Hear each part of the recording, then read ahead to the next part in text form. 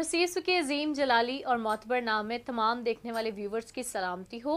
मैं सहरिजाज आपको हर सुबह मसीह में खुशामदीद कहती हूँ। आइए बाइबल मुक़द्दस में से आज सुबह हम अपनी हिदायत और रहनुमाई के लिए सीखेंगे पुराने अहदनामा में से इस्तस्ना की किताब, उसका 6 बाब और उसकी 4 आयत। खुदावंद के जिंदा कलाम में यूं मरकूम है, सुन ए इसराइल, खुदावंद हमारा खुदा एक ही खुदावंद है। तो अपने सारे दिल, अपनी सारी जान, अपनी सारी ताकत से खुदावंद अपने खुदा से मोहब्बत रख।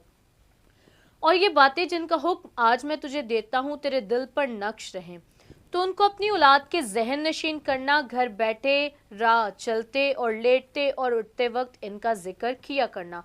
और तू निशान के तौर पर उनको अपने हाथ पर बांधना, और वो तेरी पेशानी पर टीकों की मानिद हो। और तू उनको अपने घर की चौखटों और फाटकों पर लिखना।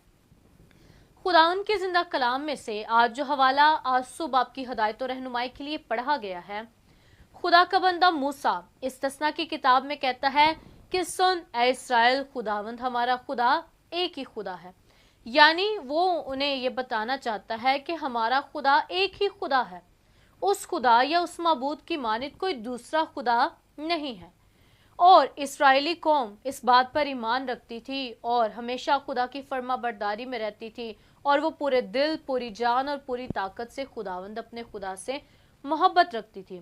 और बनी इस्राएल कौम जो है, कलमा शिमा जो पेश करते थे, जिसमें अजान दी जाती थी कलमा शिमा में कि सुन ए इस्राएल, खुदावंद हमारा खुदा एक ही खुदा है। अजीजों, आज जो बाइबल मुक़द्दस में हमें बताया गया है, जो हवाला हमने पढ़ा है कि हमने अपने सारे दिल, अपनी सारी जान, अपनी सारी ताकत से खुदावंद अपने खुदा से मोहब्बत रखनी है।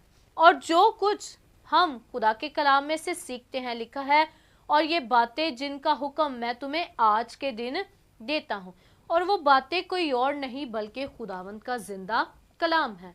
उस पर जो है हमने अमल करना और उसके मुताबिक किस कदर जिंदगी गुजारने की हमें ज़रूरत है।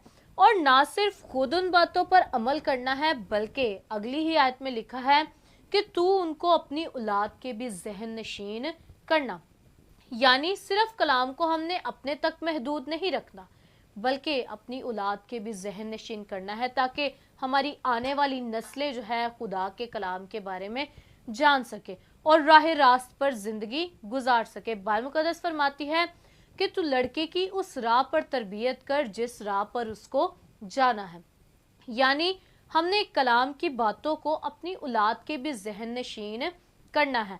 और फिर है तू निशान के तौर पर उनको अपने हाथ पर बांधना, और वो तेरी पेशानी पर टीकों की मानिद हो। यानी इन बातों को हमने निशान के तौर पर अपने हाथों पर बांधना है। यानी ये बातें हमारे दिलों पर नक्श हो जाएं, छाप छोड़ जाएं, कि हम खुदा के कलाम को अपनी जिंदगियों में ले सके। दाऊद कहता है कि मैंने तेरे कलाम को अपने दिल में रख लिया ताकि तेरे खिलाफ गुनाह ना कर सकूं। हमने जो है घर बैठे, रात चलते और उठते लेटते वक्त हमेशा इन बातों का क्या करना है, जिक्र करना है, ताकि ये बातें ना सिर्फ हम तक महदूद रहें, बल्कि हम इन्हें अपनी औलाद के भी जहन नशीन कर सकें और दूसरे लोगों तक भी पहुंचाने का वसीला बनने वाले बन सके। आज अजीजों, हमें ज़रूरत इस बात की है कि हमने अपने सारे दिल, अपनी सारी जान और अपनी सारी ताकत से खुदावंद अपने खुदा से क्या रखनी है, मोहब्बत रखनी है। क्योंकि खुदा हमसे मोहब्बत करता है और उसने अपनी मोहब्बत का सबूत अपने इकलौते बेटे की सूरत में पेश किया, और उसने अपने बेटे को बख्श दिया ताकि जो कोई इस पर ईमान लाए हलाक ना हो बल्कि हमेशा की जिंदगी पाए। God bless you.